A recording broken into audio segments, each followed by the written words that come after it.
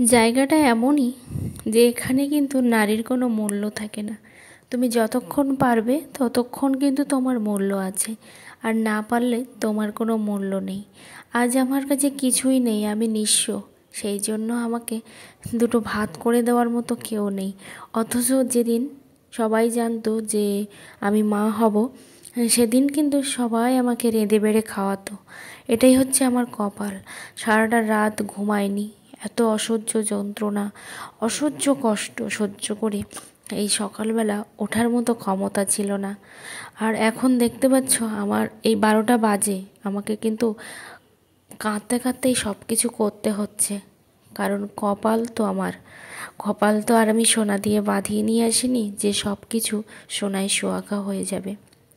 তো এখন যা হোক কিছু তো রান্না করতে হবে। সকালবেলা দুটো ডিম সেদ্ধ ছিল, তো সেই ডিমগুলো আমি ভাবছি যে ওটাই রান্না করব। আসলে শরীরের একদমই ক্ষমতা নেই, একদম শেষ হয়ে গেছে শরীরটা। তো তার উপরেও হচ্ছে মানে কেন বলো তো, তোমাদেরকে গতকালকের ভিডিওতে আমি বলেছি, জানি এগুলো বলাটা ঠিক নয়, কিন্তু তোমরা আমার পরিবার, তো সেই জন্যই কিন্তু তোমাদেরকে আমি বললাম কথাগুলো। তো অন্যান্য বারের মতো কিন্তু আমি আর নার্সিংহোমে যাইনি। আমি বলেছিলাম যে আমি কিন্তু যাব না, ডাক্তারবাবুকে বলেছিলাম যে আমি যাব না, আমাকে কোনো রকম মেডিসিন দেওয়ার ব্যবস্থা করুন। কারণ মন থেকে ভেঙে গেছি, কিন্তু ওটাও তো আমাকে ঠিক করতে হবে। তো মেডিসিন দেওয়ার ব্যবস্থা করুন। সেই জন্য উনি মেডিসিন দিয়েছেন, জানি না কত দূর কী হবে। তো সেই যন্ত্রণায় কিন্তু শেষ হয়ে যাচ্ছি। আসলে নার্সিংহোমের যন্ত্রণা কিন্তু আরও নরক যন্ত্রণা। মানে সে যন্ত্রণা যে কী যন্ত্রণা সেটা কিন্তু যারা সহ্য করেছে তারাই একমাত্র জানে। তবুও সহ্য করা যায়, যদি না সেটা ভালো হয় তবেই। তো সেই জন্য আমি আর যেতে চাইনি। তো এখানে দেখো প্রচুর পরিমাণে বৃষ্টি হচ্ছে। ওদিকে ভাতটা বসিয়ে দিয়ে, সকাল থেকে ভাত খাইনি, এখন 12:30 বাজে। তো ভাতটা বসিয়ে দিয়ে ভাবলাম যে এইখানে যে ব্লাডগুলো জমা হয়ে আছে সেগুলো বরং আমি একটু পরিষ্কার করে দিই, তারপরে স্নানটা করে নেব। আমার হাজব্যান্ড বলেছিল যে বাড়ি এসেও ঠিক করে দেবে, মানে পরিষ্কার করে দেবে, কিন্তু সেটুকু আর হয়নি। কারণ তার মধ্যে যদি বৃষ্টিটা কমে যায় তাহলে কিন্তু আর পরিষ্কার করা যাবে না, তখন প্রচুর পরিমাণে জল দিতে হবে। তো এখানে কিন্তু বেশিটাও সকালবেলাই পরিষ্কার করেছে, সামান্য একটু ছিল, তো সেইটুকুই আমি পরিষ্কার করলাম।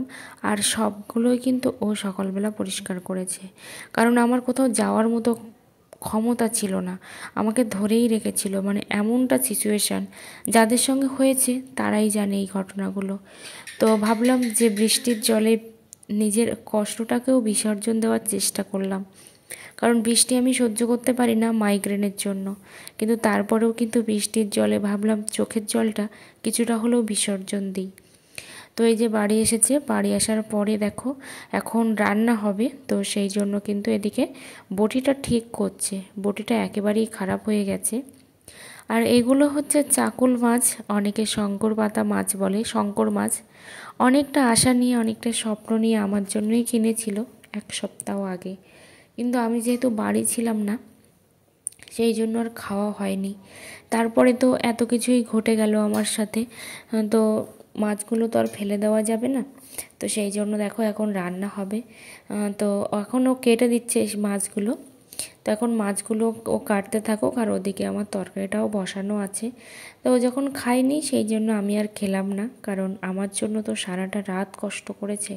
সেই ভোরবেলা, মানে সারা রাত্রি ঘুমায়নি একদমই, দুজনই মানুষ। তো সেই জন্য ভাবলাম যে না, ও যখনই খাবে আমি তখনই খাবো। তো এখানে গরম জল করে একটু দিয়ে দিলাম, কারণ ওর উপরে একটু বালি বালি থাকে, সেই বালিকে একটু তোলার চেষ্টা করলাম।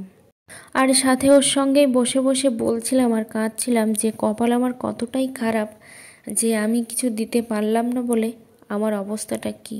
এখনও পর্যন্ত দুটো খাওয়ার জন্য সেই সকালবেলার থেকে বারবার বলছি, উঠে দাঁড়ানোর ক্ষমতা নেই আমার, কিন্তু তারপরেও দেখো সব কিছুই করতে হলো। আসলে আমার হাজব্যান্ড মেডিসিন দেয়, তো সেই মেডিসিনটা দিতে গিয়েছিল, না হলে খাওয়ারও মানে খেতে আমার সমস্যা হতো না, অবশ্যই আমার খাওয়ার জোগাড়টা করে দিত। বারবার করে বলে গিয়েছিল যে তুমি উঠবে না, কারণ আমার ওঠার মতো ক্ষমতা ছিল না। কিন্তু কি করব বলো, অনেকটাই বেলা হয়ে যাচ্ছিল। তো মাছটা রান্না করতাম না, কিন্তু বাড়ি এসে যেই দেখো কেটে দিচ্ছে, তো সেই জন্য ভাবলাম যে কেটে যখন দিচ্ছে তো বরং রান্নাই করে দিই। অনেকটা দিন তো হলো আমার জন্যই রেখেছিল, তো সেই জন্যই কিন্তু এখানে আমি কেটে দিচ্ছি। আর প্রচুর পরিমাণে মশা, তো সেই মশাটাকে কিন্তু তাড়ানোর চেষ্টা করছি। তো একটা দিদিভাই লিখেছে যে তুমি মানো কি না জানি না, কিন্তু কবিরাজ দেখাতে। তো উনি হয়তো দিদি জ্যোতিষীর কথাই হয়তো বলেছে। আসলে কি বলো তো, জ্যোতিষী আর বলো আর যাই বলো না কেন, এখন না সব কিছুই না ফেক হয়ে গেছে। তো সেই জন্য না ভয় হয়। সব জায়গায় তো টাকার খেলা, টাকা ছাড়া তো কেউ কোনো কাজ করে না। তো সেই জন্যই কিন্তু সব কিছু ভয় করে। তো দেখা যাক কপালে কি আছে জানি না। তো আমার হাতেও তোমরা হয়তো অনেকেই দেখবে স্টোন আছে, খেয়াল করে দেখবে। বলেছিল যে এবার কোনো রকম কোনো প্রবলেম হবে না, সব কিছুই প্রবলেম হচ্ছে, তোমার কিছু সমস্যা আছে সেই জন্যই সমস্যা হচ্ছে। তো এবার কিন্তু কোনো সমস্যাই হবে না, এই কথাটা গুরুত্ব সহকারে আর গ্যারান্টি সহকারে বলেছিল। কিন্তু দেখলে অনেকটা আশা নিয়েছিলাম যে না এবার সব ঠিক হবে, কিন্তু কোনো কিছুই ঠিক হলো না, কোনো কিছুই ঠিক হলো না। জানি না আর কোনো দিন কোনো কিছু ঠিক হবে কি না, কিন্তু সবাই আমার জন্য এত এত ভালোবাসা দিচ্ছ, সবাই বলছো ভগবানের উপরে বিশ্বাস হারিও না। তো সত্যি আমি ভগবানের উপরে বিশ্বাস হারাচ্ছি না, আর হারাবও না কোনো দিন। তবে জানি না একটা জিনিস, তবে আমি এটা মনে করি যে শুভ শক্তির কাছে অশুভ শক্তি কিন্তু হেরে যায়। তো প্রচুর পরিমাণে কিন্তু অশুভ শক্তিটাই বেশি দেখা দিচ্ছে। অনেকে যদি এইটা জানো তাহলে অবশ্যই বলো, আমাদের ঈশানকোণে বাথরুম আছে। তো অনেকেই বলতে চাইছে, বা ওই যে জ্যোতিষীকে আমি দেখিয়েছিলাম আমার স্টোনগুলো হাতে আছে, তো সেও বলেছে যে ঈশানকোণের বাথরুমের জন্য অনেক প্রবলেম হচ্ছে।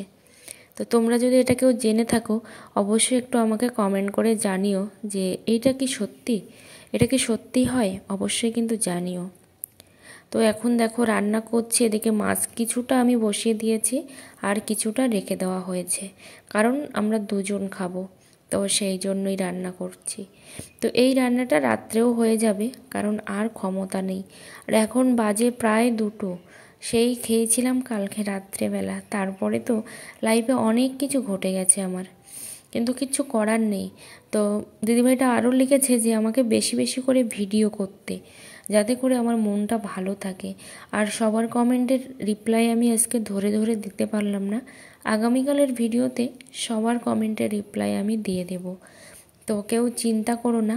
তো বেশি বেশি করে ভিডিও করতে বলেছিল, আমার খুব ভালো লেগেছে, কারণ সত্যি সবার মধ্যে থাকলে কিংবা এইভাবে থাকলে কিন্তু মানে ভিডিওর মধ্যে থাকলেও মনটা অনেকটা ভালো লাগে, কিন্তু ওই যে কোথাও যেন একটা খোঁচা কিন্তু থেকেই যায়, অনেকটা কষ্ট। সেই কষ্টটা কিন্তু কেউ নিতে পারে না, কারণ যার কষ্ট সেই বোঝে।